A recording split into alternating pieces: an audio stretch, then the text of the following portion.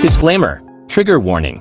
The We Are One podcast aims to shed light on the abuse experience within the Independent Fundamental Baptist Church. The stories shared are from survivors who bravely recount their personal experiences. It is important to note that unless an abuser has been convicted in a court of law, they are presumed innocent until proven guilty. The podcast does not serve as a legal judgment, but rather is a platform for survivors to share their truth. Welcome to the We Are One podcast. Let's jump right into today's episode. Here's your hosts, Olivia and Jennifer.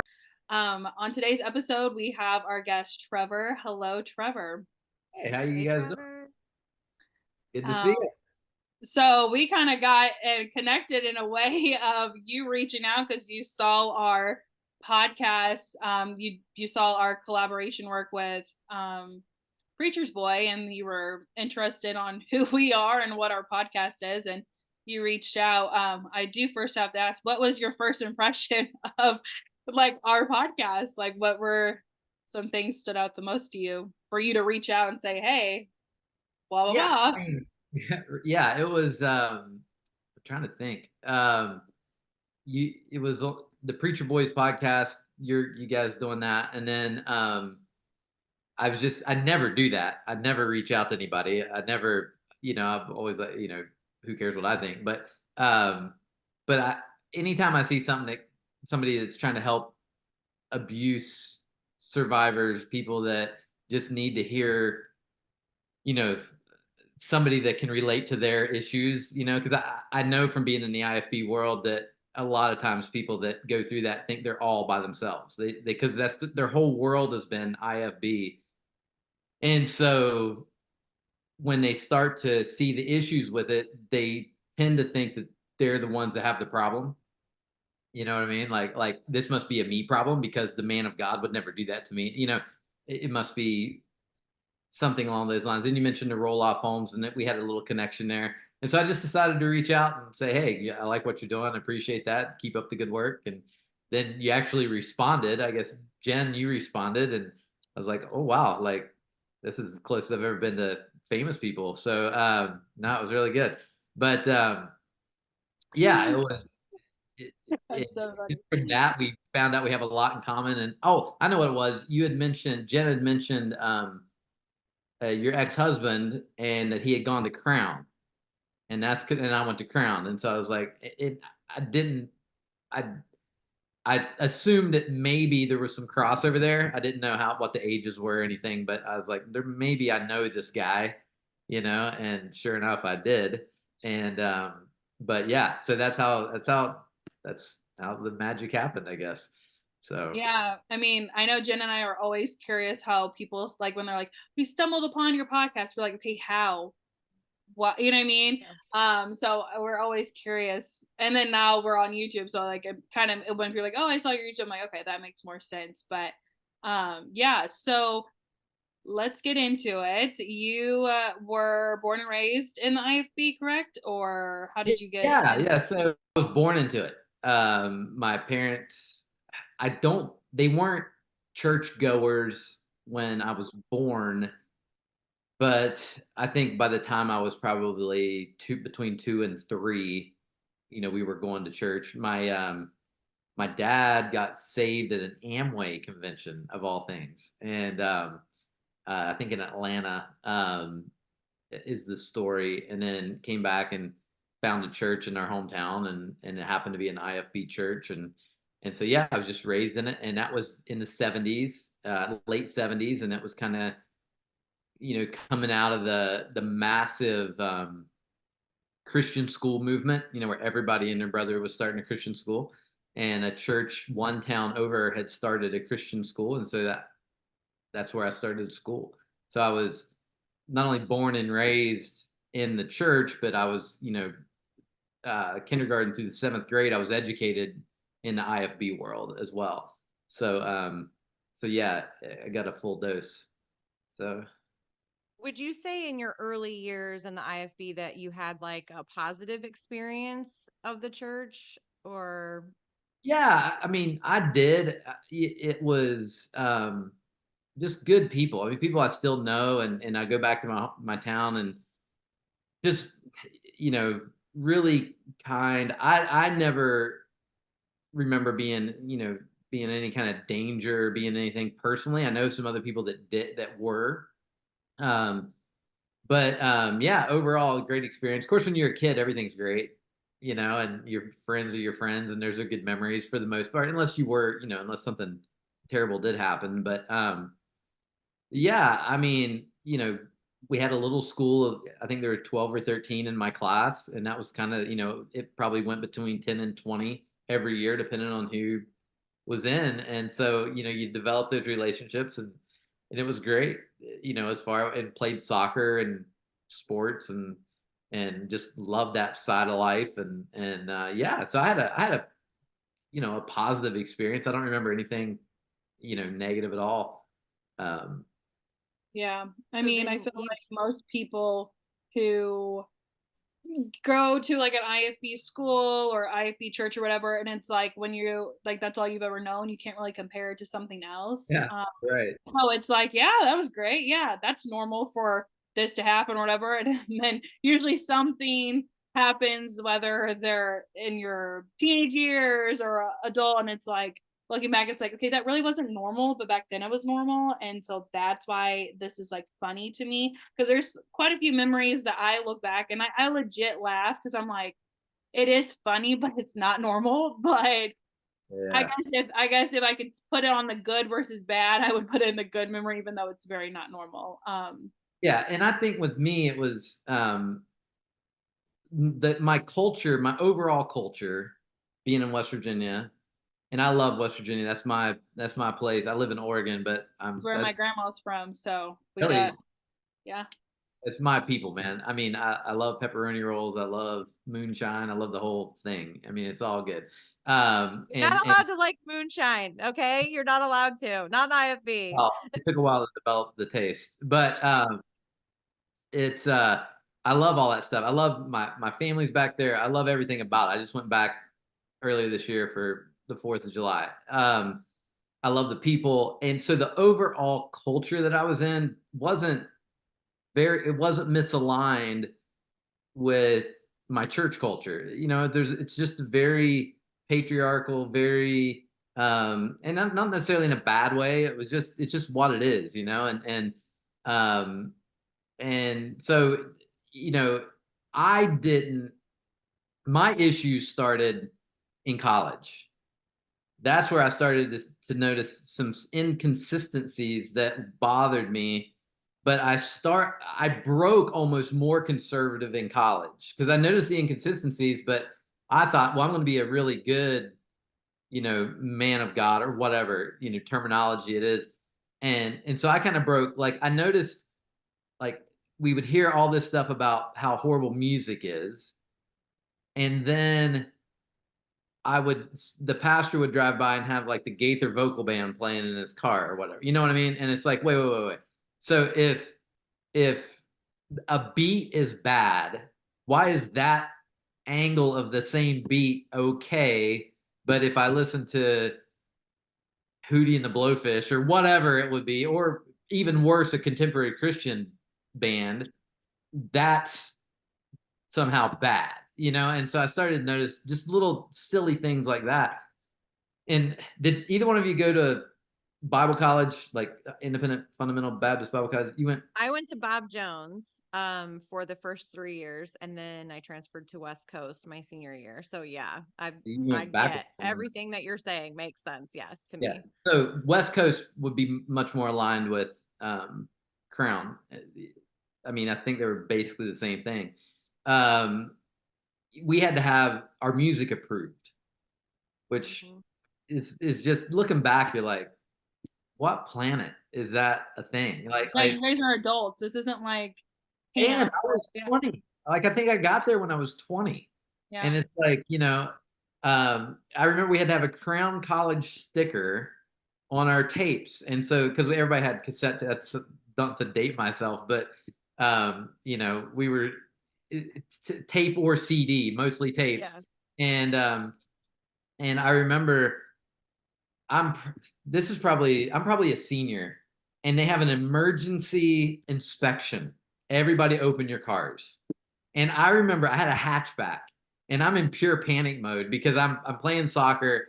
I know I'm skirting the line on the acceptable amount of demerits already, and so I know if I get caught with, this horrible music that I've got, which was like, a 90s love mixtape or something, I mean, it was something, who knows what it was. And I'm just in my car chucking tapes into the back. I pulled my back seat down because, it was a pass through to the trunk. And I'm just chucking these things, like trying not to look like I'm throwing something. And I flipped and I got away with it. But it's like, like I'm 22, 23 years old. What?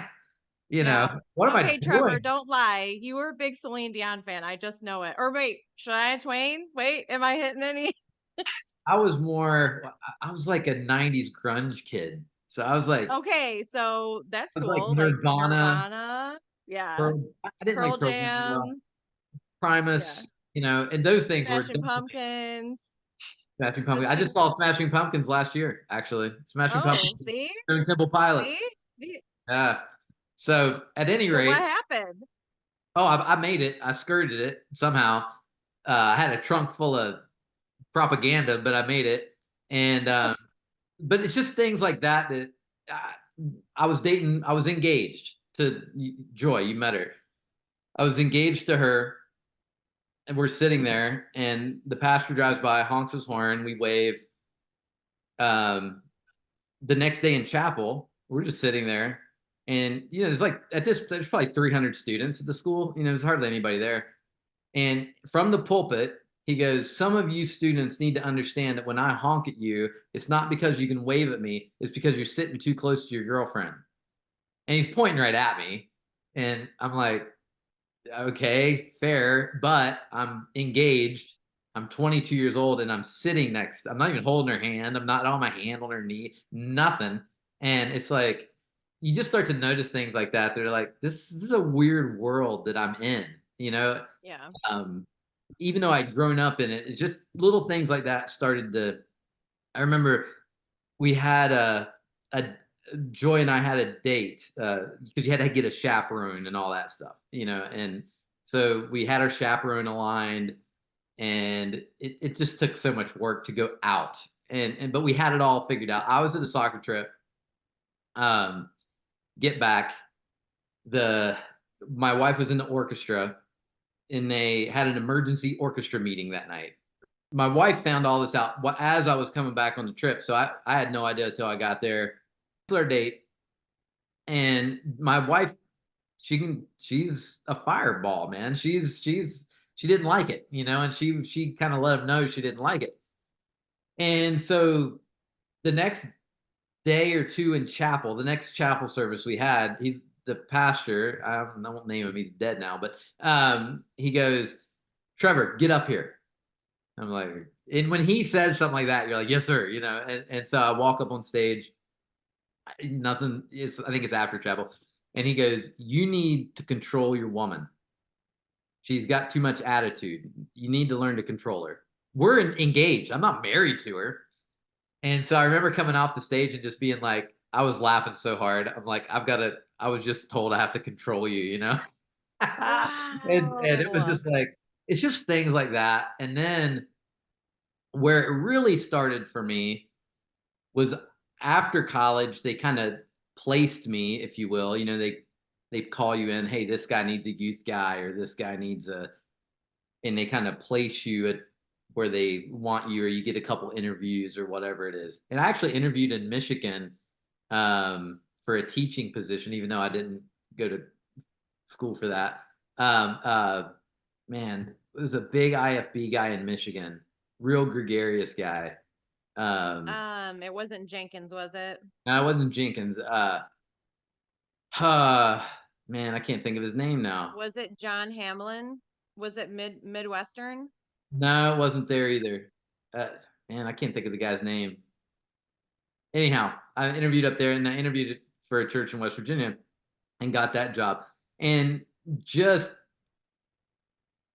got, like, I don't know, abuse probably isn't the right word, but I don't want to belittle abuse by trying to equate what I went through, but it was one of these situations where it was very controlling.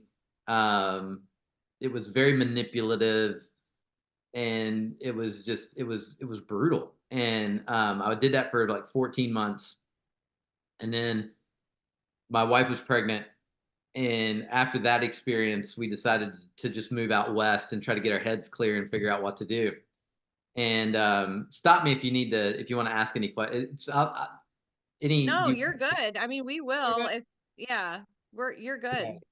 Yeah. So that first job is probably a big reason why I'm where I'm at now, because I think the most important thing that I learned from that is I never want to treat anyone that is looking to me in a trusting way for guidance, for spiritual advice, for whatever, when you have that power dynamic, you just have it. If you're in any kind of a counseling situation, or you're giving advice, or you're teaching or whatever, I never want to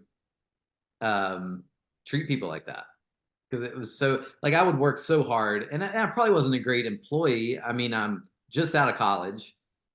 I have all these ideals about things, and the first meeting that I've got with the pastor, he sets me down and goes, "I want you to know that we're not friends. We're not friends. I'm the man. You work for me. Get out of my office." That was the first meeting that I had the first day. So it was like, Wow, oh, way to set the tone. yeah, yeah, yeah. And that's just, he was kind of a little guy, and I think he just, I'm kind of a little guy too, but I think he just wanted to flex and just, and so in the office he wouldn't show up till like 10 o'clock, and somehow at his house he could tell what time the alarm was undone at the church. So I'd come in, I'm supposed to be there 8 or whatever, and 8:01 I would undo the alarm, and I'm walking in, and he would call like, "Why are you a minute late?" He's not even there. He's calling from home, and it was just stuff like that. And then or he would check. I can't remember if he could tell, or he just checked it one day when he got in, and something like that. Just little manipulative things that just drove me crazy. I would work an 80-hour work week. I'd do one little thing wrong, and he'd be like, I might have to fire you. I'll have to tell you Monday. I got to think about it. And so the whole weekend, while I'm trying to teach class or do whatever, or teach the youth, whatever, I have this on my head, like, am I even going to have a job? And then Yeah. I called some people and just said, "Hey, I'm miserable. What do I do?" I called like my pastor that grew up, you know, the guy that I grew up as my pastor. I call him, like, "What do I do?" And he's like, "Well, he's the man of God, so you need to obey him. What are you doing wrong? You need to fall in line." And it's like, so again, going back to why I appreciate what you guys are doing, it's because it helps people that were in my same situation. In a sense, you're coming at it probably from a different angle and helping maybe some other people, but you know, when you're feel like that, then all of a sudden, okay, everything I'm going through is my problem. It's my fault. This guy's right because he's the man of God, and I must have an attitude problem. I must have something just intrinsically wrong with me because I can't make this guy happy. I can't work hard enough. I can't say the right things. I can't, and it's just this constant misery, and you can't get out of it. And I think of like some of the people you've had on your podcast that they're in that same trap where they think they're all alone because it's their fault. And so the shame, the guilt, the everything else that comes with that, I'm not about to tell anybody because it just make it twice as bad. I'm just going to grin and bear it. And that's a brutal way to live. But that's the problem with the IFB world. It traps you. And that we can talk about that in a minute, but at any rate, I came out of that. We came out west because that's where my wife is from, in Washington. And we started an independent Baptist church like a year later in this little town called Hermiston, Oregon. And we started it, the whole thing, right? No, hymns only, no pants on women, King James only, hymn books, no, all the whole thing. And so, man, I don't know how this is. I don't want to be super boring, but I'm just You're good. really good at it. So You're uh, you're good. it's funny because I hated soul winning. do you guys know what I'm talking about when I say soul winning? Like, Oh, Door doors. yeah. knocking. Oh, Yeah. I can't. I get the chills like right now just thinking about it. I just want to like curl up in the corner and hide. Yeah. I hated it. And I was like a lot of people at Crown College, I worked for a telemarketing place in college, which is so funny because what better training for door knocking than telemarketing? And I was my wife was pretty good at that, and she enjoyed the door going door to door and all this stuff. And I hated it. So when we started this church, I'm getting somewhere, I promise. When we started the church, I just wouldn't go door knocking. I wouldn't go soul winning. I would any excuse to get out of it. And it's just me and her. It's not. We don't have a team around us. We don't have any. We're just cowboying this thing. And she would think because of what she had heard all her life, that I was not a real man.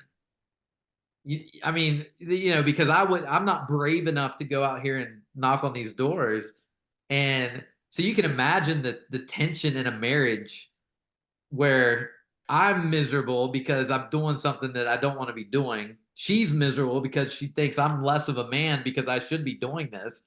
And so we're completely button heads, and it trickles all the way down in a marriage when things like that happen, right? So there's no togetherness at all, just misery. And I remember I would throw my keys. I heard a pastor talk about this trick back in the day. It's so stupid.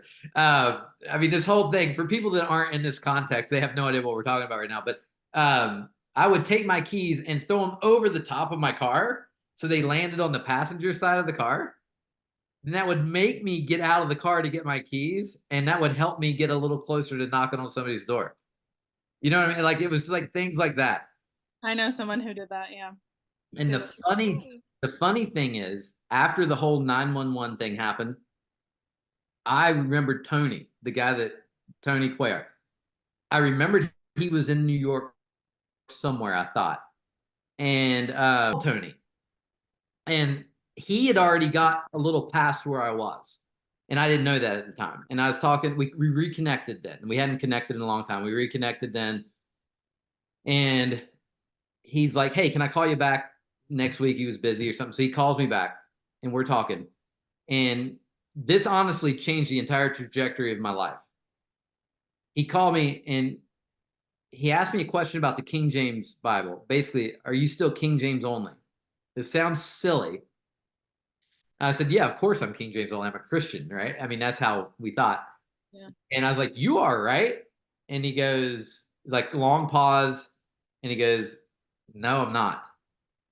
And I remember I almost hung on the phone up on him because that was like, you couldn't get worse than that.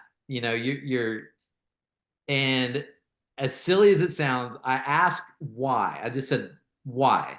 And that one little question, like, completely changed the trajectory of my life, because of once I found my footing and found the ability to ask questions, and I realized that was a thing that I had never had up to that point.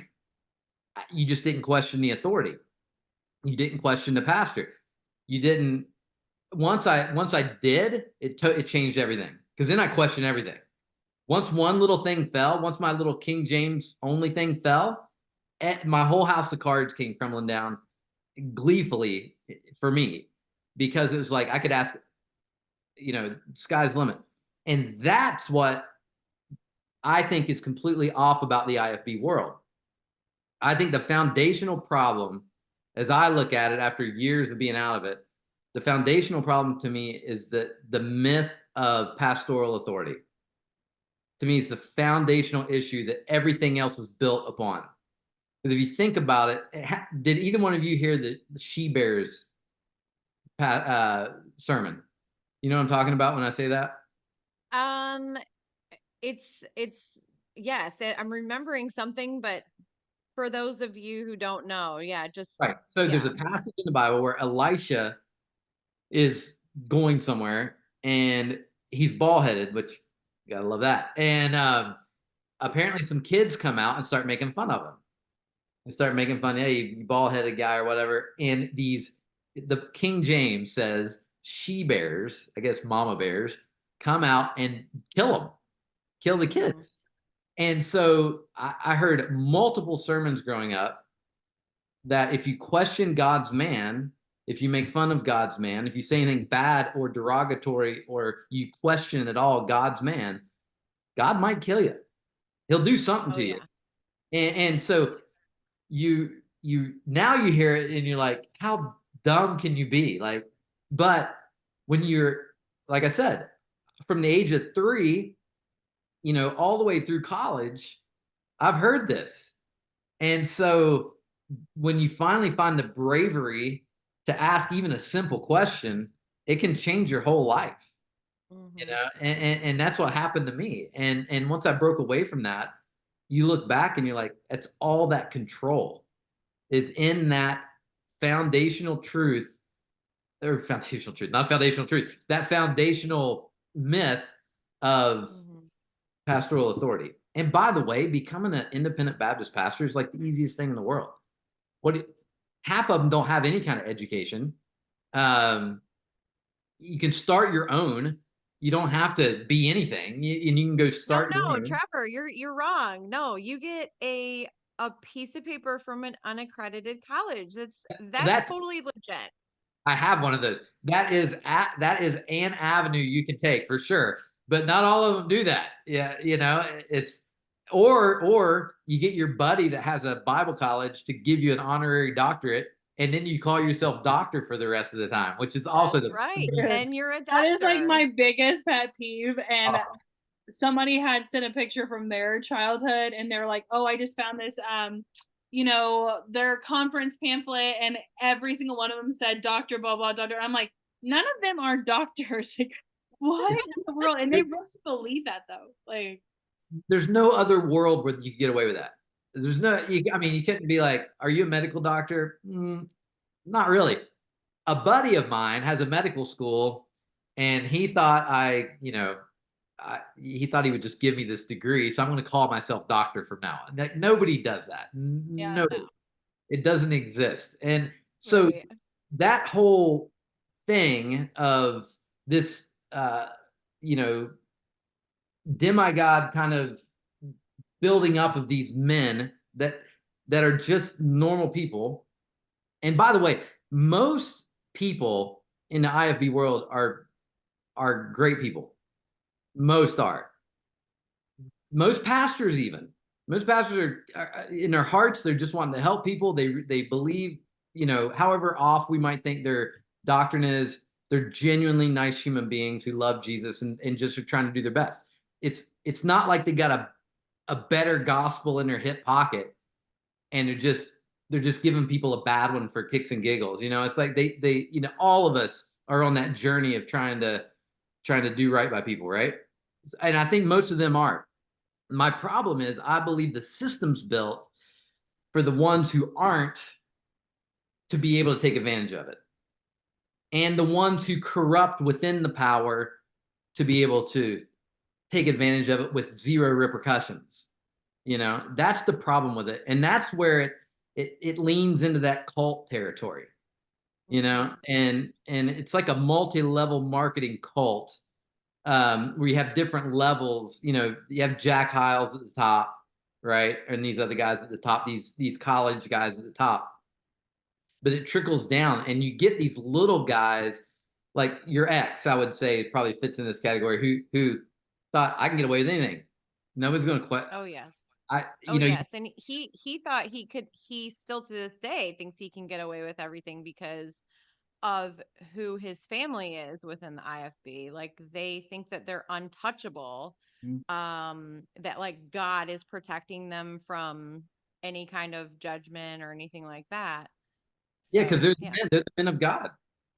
And it's good to be the king, is the saying, right? And if nobody, who's going to stand up to the king? You're going to get your head lopped off. You're going to get kicked out.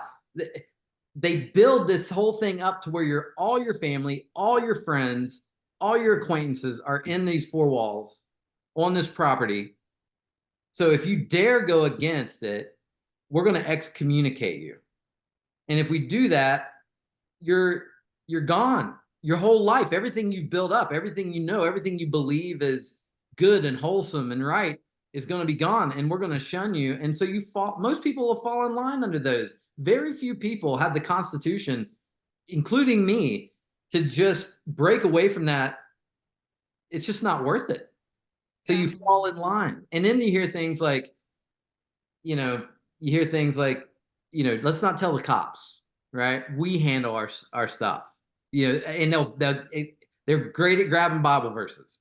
They grab these Bible verses that, don't tell the cops. Nothing to go with any of what it's saying either. It's their interpretation. It's like, my favorite one hearing all the time was, the Ephesians 6, honor thy father, but then they totally dismiss the other verses down below about, fathers don't provoke, and you're supposed to treat your wife like church, and it's like, y'all forget about that. Y'all sprinkle and cherry pick what you want to preach, and it's like, you can't do that.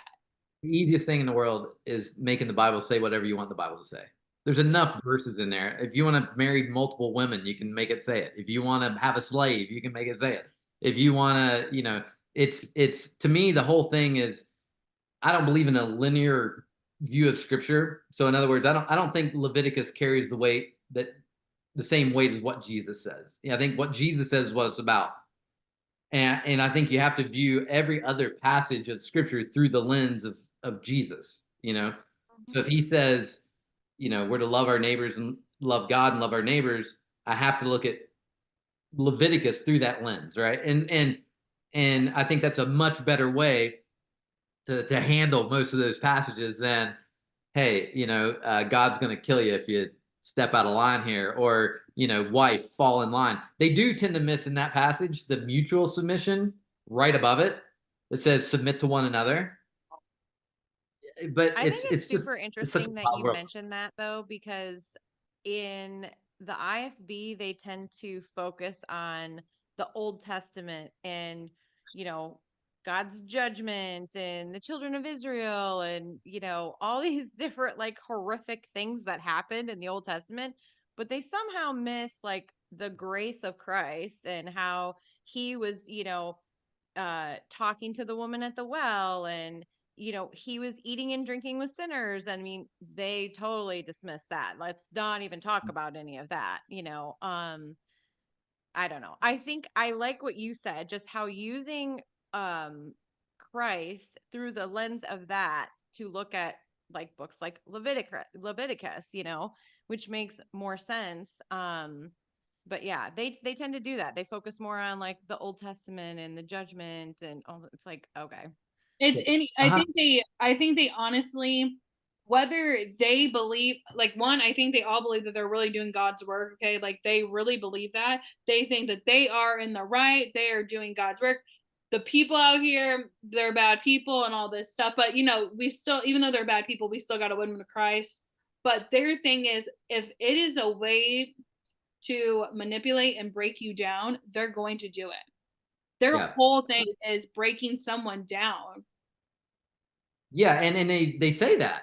Yeah. They say it, it's like that, and they'll use like military analogies, like they take you into boot camp and they take your identity away and they build you back up into this machine, and you hear that verbiage in that, and they do they whether they want to admit it or not. And like the guy that's pastoring the church that I grew up in now, he's a great human being. He is genuinely a nice. My grandma passed away a couple years ago. I hadn't seen him in years. He's there. You need anything? What? Just a buddy of mine's mom just passed away. He went back and he said, hey, like the doctrine, not like the doctrine, whatever, you can't deny that that's a genuinely nice human being, and I think that that's most of the cases. The problem is, I think, they're caught in a system that with zero accountability where they can do whatever they want. And some people won't, the greatest form of government, they say, is a benevolent dictatorship. The problem is there's no such thing as a benevolent dictator, and so when you have that kind of power, you're going to abuse it on some level. You just are. And I think that's awful. The other thing that is interesting to me, and that you hear it all the time, and tell me if I'm wrong, maybe I'm wrong. But you hear the three big points that you generally hear are soul winning, you get more people in the door, separation, right, which is we're the best, everybody else is, and then um, uh, separation and what was the other word I was going to use? Standards, right? Standards. And what they mean by that is you got to look the part, right? Here's how we dress if we're going to do this. Here's how we dress if we're going to do that. If we listen to what is being said, it is so strange, because as you look at it and listen, I was listening to your podcast. The thing that I had kind of forgotten about is it's not a sexualized culture; it's a hyper sexualized culture. You know, like, if you listen to what they're saying, it is so weird. You know, like I always heard like some stuff like, that woman's got a pair of breeches on. It's so tight that if she had a nickel in her pocket, you could tell whether it's heads or tails. And it's like, what are you saying? And you know, a girl needs to, and it's, you know, 999 times out of 1,000, it's about a woman. It's never about a man doing anything other than wearing a suit and tie or whatever. But this whole thing, I think they're saying the quiet part out loud. You know, there's such a thing as projection, right? And absolutely. Amen to that one. If say that again real quick. Say that again, just so people can hear it. I want to hear it again. Yeah, absolutely. It's projection, right? You go out and you're saying the quiet part out loud. And I was thinking, if I had a normal conversation with somebody, like in our church, like, of course, I'm the guy that talks, right? Whatever that, you know, senior guy, lead guy. I'm the guy that talks on Sunday morning, and we never, ever, there's no circumstance that we ever talk about what anybody's wearing. None. There's no circumstance where we, you know, are doing anything remotely close to handling anything like that from on Sunday morning, or really anywhere else, you know, on any kind of, you know, it's just so wild. If I was having a normal conversation with somebody and they started talking about, man, these women are just dressing like, oh my gosh, I can't, with the inference being, I cannot control myself. That's what they're saying. They're saying, women, these guys are so out of control in their heads that unless you basically hide every part of your female identity, that they may actually harm you or harm somebody else. At the very least, they're going to be thinking these thoughts constantly, is the inference. And all this weight gets put on the shoulders of the women that are in these churches. It's just a setup is what it is. It's a setup for my bad behavior to be able to be cast onto somebody else, just in case I get caught. Mm-hmm. Really? I mean, what else did they say? If I had a normal conversation with, let's say my son comes up to me and says, man, all these women are, they're dressed in a certain way. I can't. I'd be like, dude, we got to get you to therapy. You're not firing right. There's something wrong. You know, there's not, you're not acting like a normal human being, you know, and yet these churches, I doubt you could get through a Sunday morning, Sunday night, Wednesday night, because that's usually how they do it. I doubt you could get through that without hearing something in 90% of these churches about how to dress, how to act, you know, how a woman is doing this, that, or the other. And when they dress this way, you know, what else do you expect from these guys? And it's like, first of all, guys aren't like that. Guys aren't just these hound dogs that can't, unless you're constantly putting it in their minds that they are.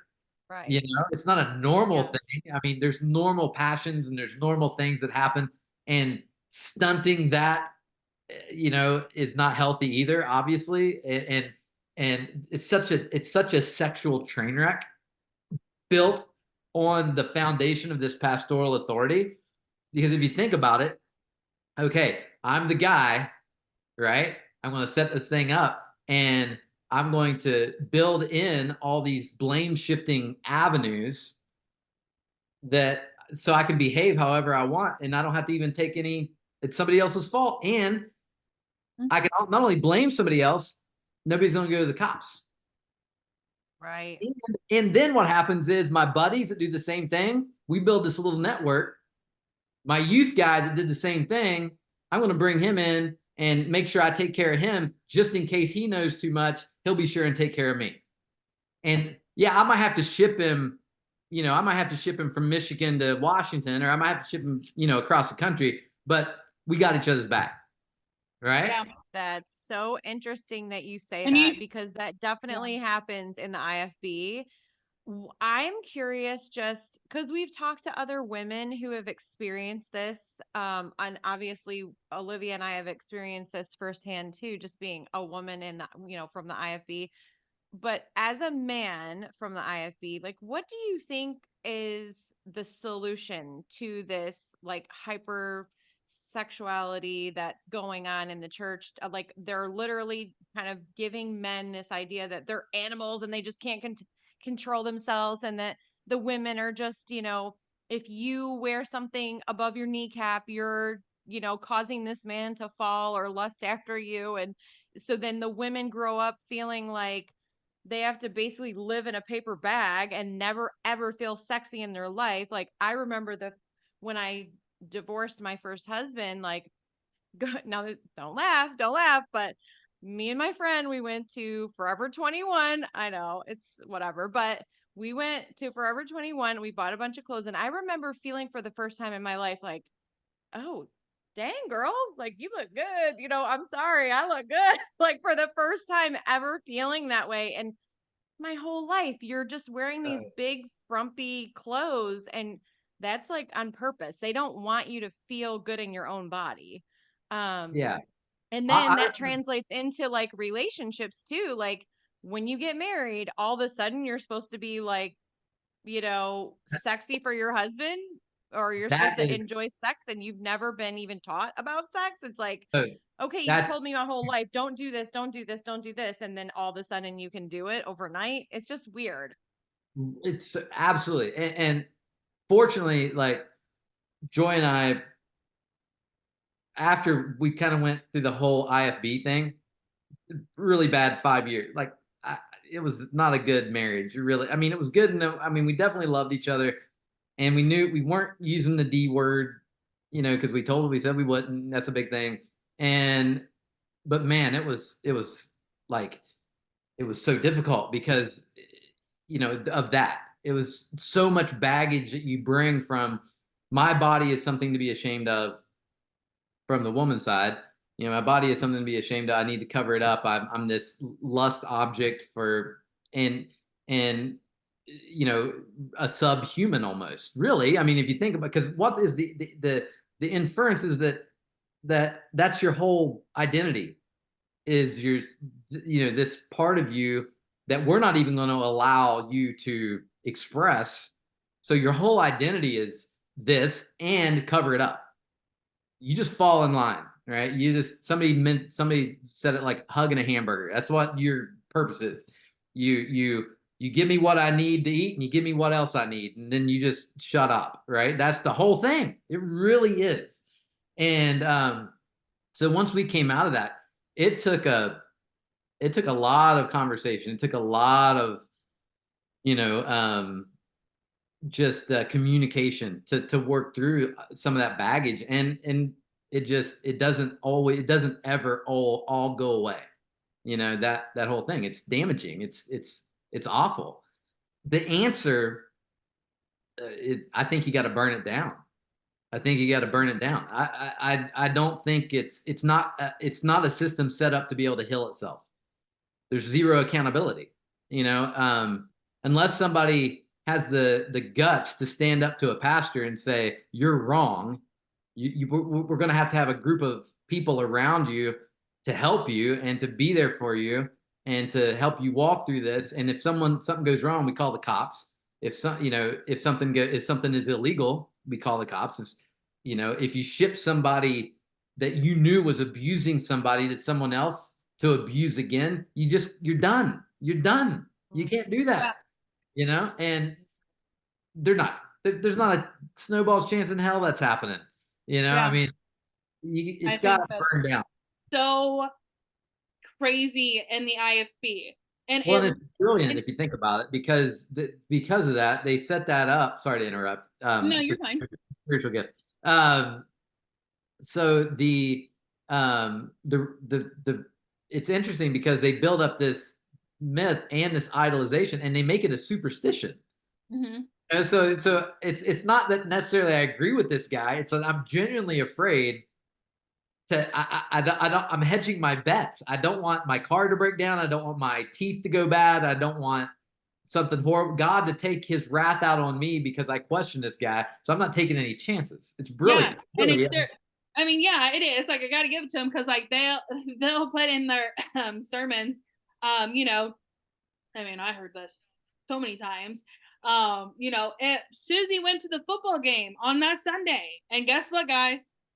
On her way home, she got hit by a drunk driver leaving, the stadium. And if she was here in that church pew at 6 p.m., she would still be here next week. You know what I mean? Like that mindset. And then people are like, oh, okay, yep, we're never going to do anything on a Sunday. We're never going to do anything on a Wednesday. And then eventually becomes 6 out of the 7 days you're there. Sometimes people are there every single day, depending on what you're doing. In the 20 or like way back in the day, the thing was the kids would sit out and they would look for ankle.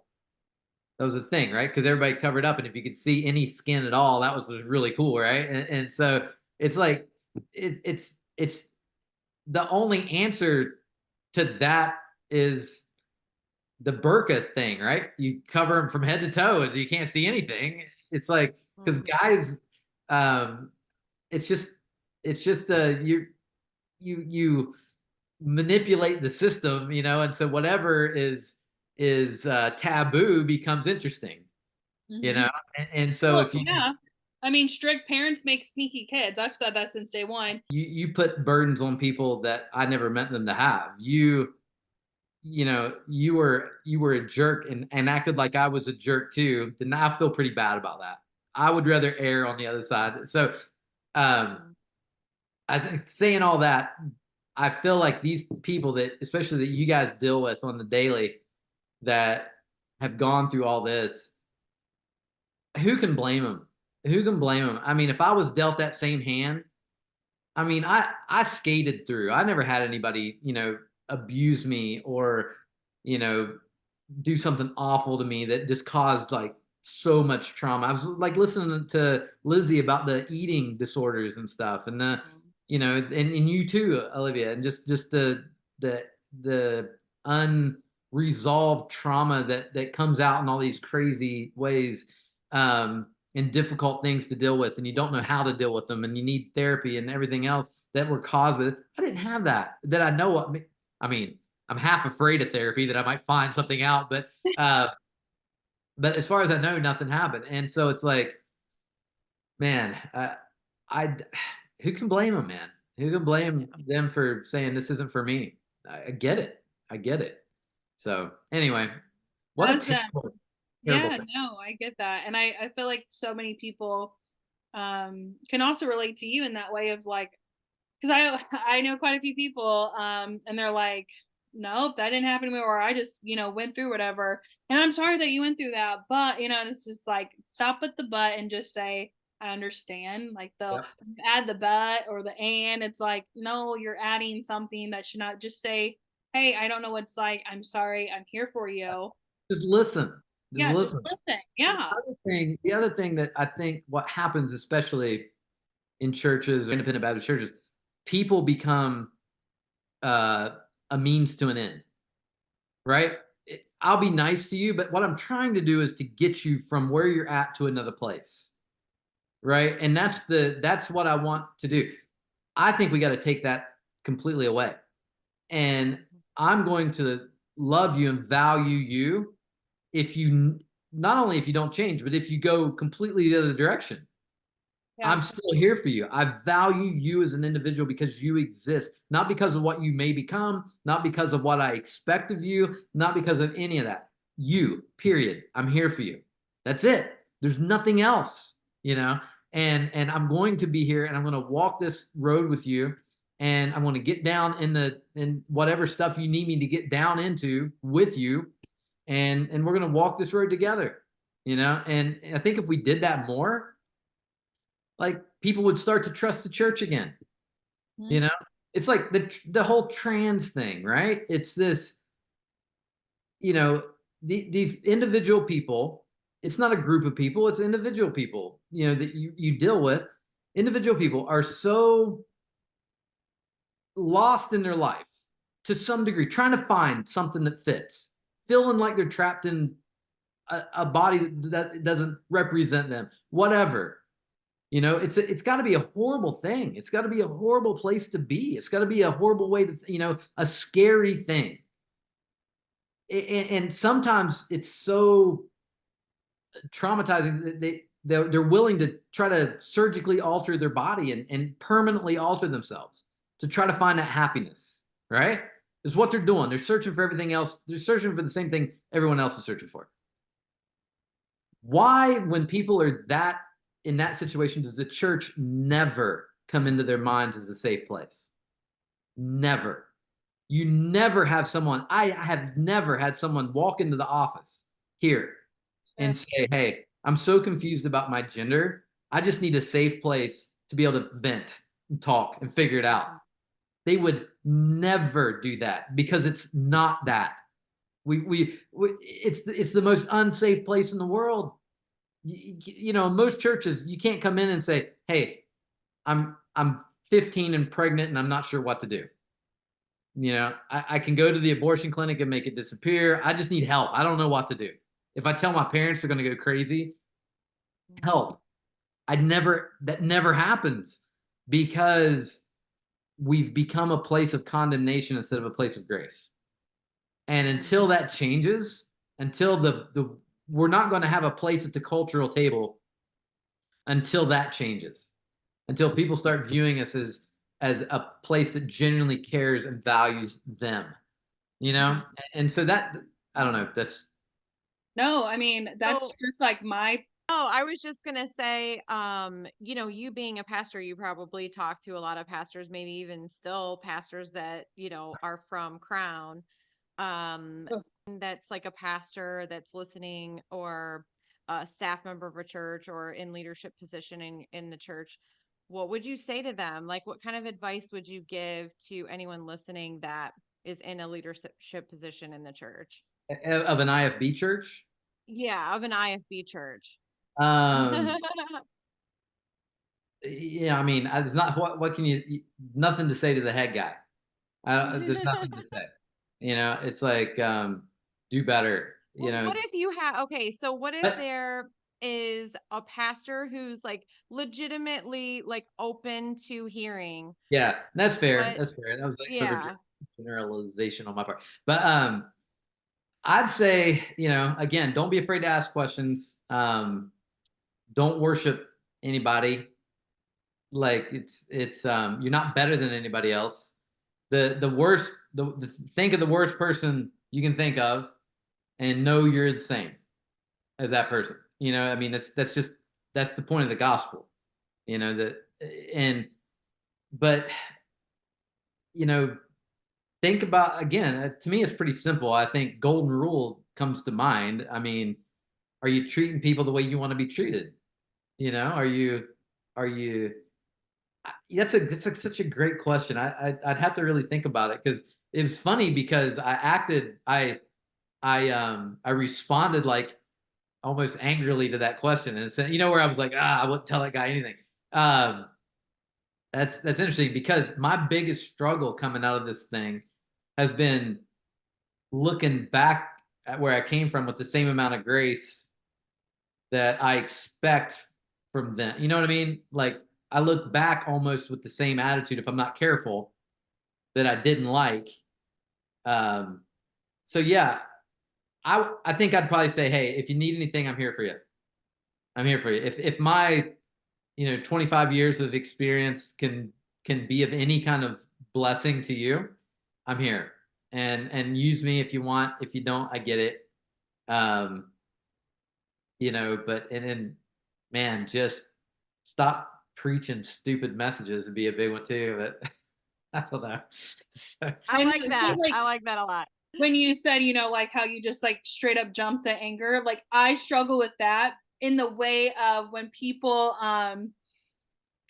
when they're like, not all IFB churches are bad, stop putting this all together and stuff like that. And my anger response is like, then stop affiliating with IFB colleges, IFB churches, stop going to activities, be different. You guys talk about being different from the world, but actually be different and change. And so like, I'm like, oh, it's like straight anger. Cause I'm like, just do it. Like, it's like, it's like just snap and it's not, and I have to get in reality. It's like, most of these people sitting in this church pew, this is all they've ever known. They don't know anything, and it's hard. It's good really people. Hard. They're good people. Half the time, I think I'm talking to Jack Hiles if I'm in that scenario, and it's just not true. First of all, you never could, unless you'd had something to offer. Just don't leave it. And they're good people, and they're doing their best, and a lot of them probably talk about very relevant things and help people tremendously. And those are, it's easy to throw the baby out with the bathwater when it comes to all of it. But to me, the system's horribly broken, irreparably broken, as long as the pastoral authority piece is still there. So what would you say to someone who struggles with realizing that these people are good, they're just brainwashed in the way because they're believing in the system? What would you say to someone who's struggling with that? Because I do. There's quite a few people that I know in my heart that, like if somebody brings up someone, I'm like, yeah, they were super nice to me. They were always respectful to me. But then I'm like, and then I always say, I'm like, but here I am exposing stuff. And, they know that this happened in my former church and you're still sitting there. It's like that anger. Like, what would you say to someone? Definitely like for me. So you're talking about how would I handle somebody. That's nice way to put it. How would I handle a situation where somebody came up to me and they were frustrated with the church?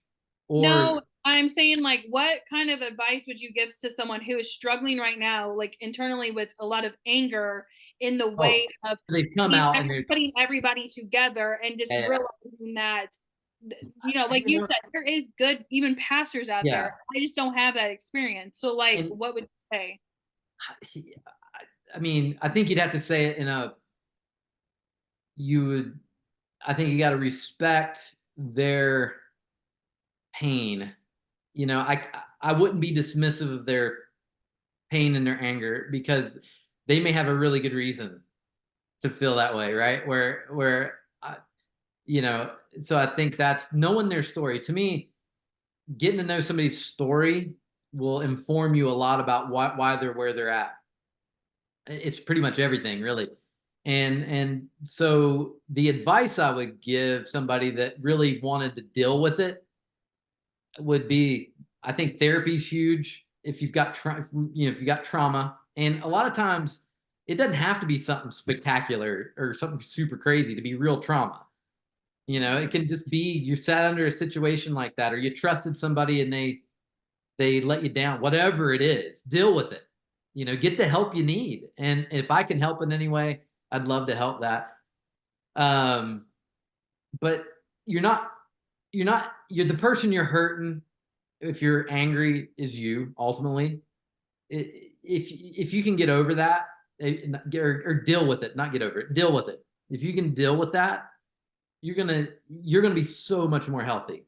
You'll be so much more healthy, and so how can I help you deal with it? I think would be probably the first question I would ask, because their anger might be incredibly justified, and so it's hard when you're dealing with a system like this, man.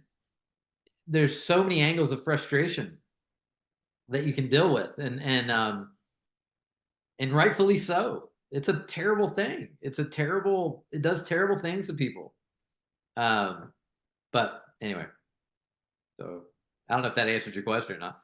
Yeah, no, I mean, I think that was a good response. And I don't know, I just feel like, I don't know, I feel like I hope and pray that the more we speak with people and have people on and just talking about like just simple, no, it's not simple things, hard things, but like simple topics about this, and maybe will help other people realize, and eventually they'll either leave or Yeah.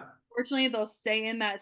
But like you said, it starts with the system, and the system is messed up. So You see it in that people really are drawn to somebody who seems like they have the answers, right? Like there's something that when people have the confidence to stand up and say, this is right, this is wrong, this is what I'm doing, this is, and I think there's a lot of that in the IFB world, and they tend to prey on people. I think they tend to prey on, and again, forgive me for, seems weak-minded people in some ways, because what it is, it's a black and white game. This is right, this is wrong. You don't go to the movies. Here's how you dress. I have all the answers for you. You just need to fall in line and you'll be a good boy, right? 99% of our life is lived in the gray. It just is. I mean, the Bible talks about we need the Spirit. We need to use our we need to be discerning. We need to do all these things. So they look at the movies, right? I'll use the movies because we've all heard this. I can't go to the movies, movie house or whatever, from the 1920s that they're calling it, or the dance hall or whatever it is, right? We can't go there because there's a bad movie. They make bad movies. Okay, fair enough. There's movies out there that I probably don't want to see because of whatever content they have. But why in the world would I not ever go to a movie? And by the way, they were cool with renting movies, which was always kind of a funny thing too. But or going to the drive-through or drive-in for me, or parking like a street over from the drive-in, so you can still see it, but you didn't officially, whatever. Yeah, but it's just this idea of, then they say you can't go to the movies because there's bad stuff there, and it's like, no, I mean, it's just so stupid. But people, there's a certain amount of people that will never come out of that because they feel like they need that. They don't want to think. They don't want to have to worry about what's right and wrong. They don't want to have to. It's just easy. I've got a list of things. I can do that. I can go to church Sunday morning, Sunday night, and Wednesday night. Every week of revival. I can do whatever. I can do that. It's why guys like Greg Locke are so popular, and Mark Driscoll, because they get up there and they spout off about, I got all the answers. And it's like, okay. I mean, that's going to attract certain people. And I'm not saying everybody that goes to those places are weak-minded, but I think it can take advantage of people that are, that are just scared and they just want answers. And yeah, I don't know. I'm babbling now, but anyway. No, you're good.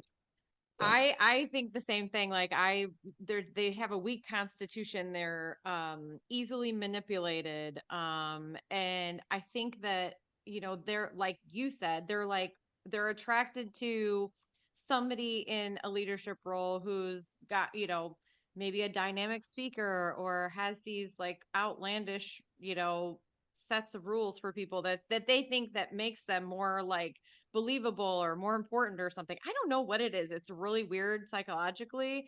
I think everything goes back to childhood. So I'm always like, what was their dad like? I think that's honestly, I think you're onto something. I think it's people that saw flaws in their dad, especially for men. I think, again, I'm not a psychologist, wouldn't claim to be. I'm educated at an unaccredited independent fundamental Bible college, so that take everything I say with a grain of salt. But I can't find my diploma to prove it. But that's I think it's somewhere. That I feel like that's a big part of it. I think you got men that saw these flaws with their dad, and now you got a father figure that has all the answers and says the right things and maybe fills in the gaps that I perceive that were lacking. And I think that's true. It's not just an independent Baptist thing. I think it's true of any, cult, strong leader, business model, whatever it may be, that I need we had a guy leave our church because we're elder led. And by meaning, what that means is there's a group of men that lead the church, not one person. There's 8 of us right now, 8 elders that run our church. I'm one of. I don't have a bigger vote than anybody else.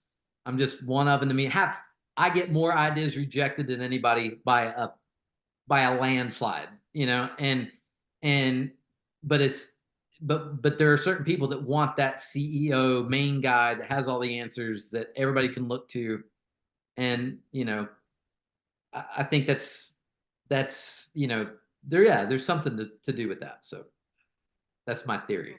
But again, I know nothing, so it's probably not a solid one. But that's Oh, my come on. You worked very hard for that certificate. Come on. Come on. I did. I read a lot of independent Baptist sermon compilation books to get that degree.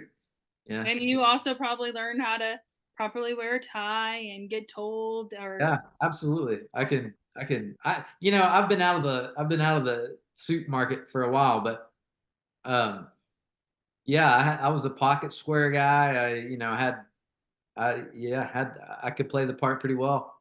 So, but I know Jen and I really appreciate, when we have people on just to have a organic and open conversation. And I think with you, what, really made us like intrigued was not only are you a pastor, but, you grew up in the IFB, you got away from it, and it gives people who listen and watch or whatever a different perspective that you can still be a godly person, you can still love Jesus or whatever, and you can still leave. You know what I mean? You can do these things. You don't have to be in that thing. I think that's so important to distinguish between a movement that failed me in Jesus, and a system that's inherently flawed, because of those things that we've talked about. If I can help anybody, just think of Jesus maybe separate from that. It's like I heard a guy say one time, you guys grew up, I'm sure, with the strict 7-day literal creation model. I mean, maybe that's what happened. I don't think it's what happened, but I wasn't there. Maybe that's exactly what happened. I'm okay with it either way. But I heard a guy say one time, if you don't believe in a 6-day creation, 7-day creation, however, literal creation, then you can't believe the rest of the Bible. I'm like, how dumb, how stupid can you be? Because then you get a kid that goes to college and somebody gives a very convincing argument of why this rock that I'm staring at is, 50,000 years old, and you're saying the Earth's only 6,000 years old, and all of a sudden it starts to be a compelling argument. What happens? Okay, well, I don't believe Genesis, so now Jesus must not be real. It's like, that's the most incredibly insane thing I've ever heard. It's like, don't tie those things to, let people figure stuff out, but keep Jesus in his own, like he's, and if we can untether Jesus from some of these systems, I think, not that he needs help untethering, but if we can help people in their heads do that, I think it's a good thing. Systems are flawed. Our church is flawed. I think we're doing our best, but we're people trying to figure it out. But Jesus, look to him. Don't look at, let us help you look at him, I guess. And, let's keep it right there. But anyway. Yeah. Well, I'll keep going forever. So you got to just shut me up. So. Well, it looks like we're all yappers. Yeah. This would be like an 8-hour-long podcast. Well, thank you so much for speaking on today's episode and just having, again, an open and honest conversation. And I know Jen and we appreciate it. I know our audience appreciates it. And I really hope and pray that if somebody is out there who, has strayed away from God because you think that is God, the way we were raised and the standards and the rules and all that, I really hope and pray that they can look at your life and other people that will be on, and realize that, one, the grass is greener on the other side, that it's, that fear-based God and all that, it's not true. Like, yes, we should have like a biblical fear, but not the way that we were taught and heard and all this stuff. Like, if you're gay, God is not gonna be like I said, like when people say like they're gay or whatever, okay, you walking in the church building, it's not gonna catch on fire. Like that whole gay people are gonna burn, all that. It's like, no, like that's not true. And so we are appreciative of like your openness and talking about some difficult things that a lot of people struggle with. Just about got me fired up again there. You got to watch. You trigger me and go off. But yeah, it's yeah, I can't stand excluding anybody from this. It's like communion, right? This thing that we do. Why are we keeping people away from that? You know what I mean? Like, we have this idea that this is an exclusive table, right? But it's the gospel, and like using our senses to think about the gospel. Why are we not inviting people to that table? Why are we excluding people from? It's things like that I have a hard time with. So, say again, Jen, I'm sorry. I think Olivia said we're all yappers. I don't know. I think me and Olivia definitely are. I'm not sure about you. You were just kind of sitting there. But if I can help anybody, if anybody needs, you guys have my information. If anybody, if they think I could be a help, or if they just anything like that, feel free to give that out. And yeah, I mean, let's try to help the ones that are hurting. And there's a lot of people hurting from the background that we came out of, that we're uniquely gifted and able to help them. So I want everybody out there, if you're suffering, to know you're not alone. You're not by yourself. People have walked this road before, and we're here to get in the mess with you and help you figure it out. So, well, yeah, thank you so much for speaking on today's episode. Thanks, Trevor. And you can stay tuned for next week's episode.